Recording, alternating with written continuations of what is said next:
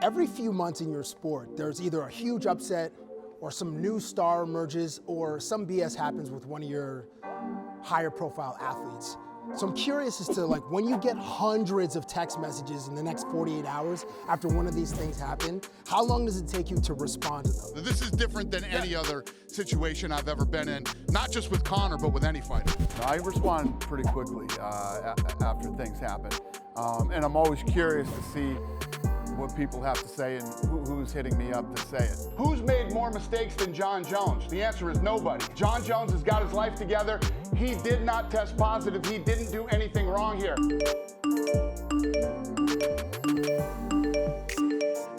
Jon Jones' future depends on a lot of different drug testing. Okay, so what would happen if you didn't pass a test after tonight? I'm gonna kill myself. Okay.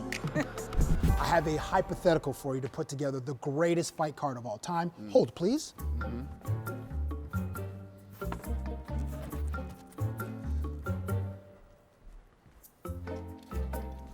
This is the fight card that you will fill out. These are your characters, my friend. We have 5 fights, title fight up here.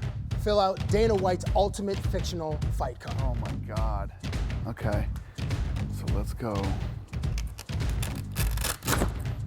The GOAT. Right, okay, you're going heavyweight, right, like the title fight right away? Yeah. Oh yeah, you gotta start with the title fight to build your card. You gotta go with Is that how him. you normally do it? Yeah. You start with the title fight Yeah, and then we start with the title and then, there's a lot of people who need fights that you can fill in. Bruce Lee versus Chuck Norris. Now this is all the crazy stuff, huh? Real people first.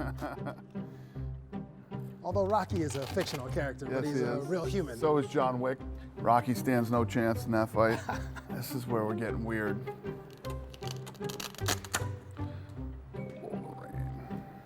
Wolverine versus Batman, that's a good fight. Although one person is indestructible in that fight, however, it's still a good fight. Every good card has to have the women fighting. Wonder Woman versus Lara Croft.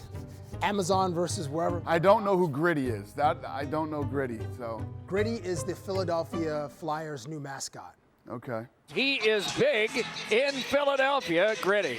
I don't know who gives a And shit about Gritty, but. Gritty's power is just being awesome. What'd you say? I don't know who gives a about Gritty, but okay. 10-year-olds. And then also maybe some 40-year-olds too. Like myself. Okay, the final fight. This is actually cool. Hit Girl versus the Bride. Dana, can you please give us a recap and maybe one line as to what you think might happen in these fights? Oh God, I gotta promote these fights now too. As far as females, you know, go who's better than Wonder Woman and Lara Croft? I mean, I'd have to pick Wonder Woman in this fight. Then you go The Bride versus Hit Girl. Hit Girl is one of my all-time favorites characters ever in a movie, but The Bride comes in close second. You know what I mean? That one's too tough to call. We'll call that one even. Okay. Batman and Wolverine. I take Wolverine. Rocky and John Wick. Rocky dies gruesomely. And Bruce Lee and Chuck Norris is the all-time martial arts, you know. Does that go 5 rounds? That's a 5-round fight. Okay, then what do you think happens in this fight if this were actually to happen in real life?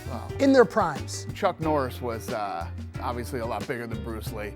You know, that would have been back in the day when there were no weight classes. Listen, Bruce Lee's the GOAT. Chuck Norris is one of the greatest martial artists ever. And I'm the promoter of the fight. Whoever wins, wins. It's good for me, and we move on. That's fair, that's fair. Well, thank you for filling this out. This is coming never, but maybe in some alternate universe. In Nerdville, these fights will happen. At Comic-Con. Yeah, Look Comic-Con. for it at Comic-Con in 2019 or 2020. Dana White's ultimate fictional fight card. Thank you so much, my dude. Pleasure. Great to see you. Thank you. You too. That was Thank awesome. you.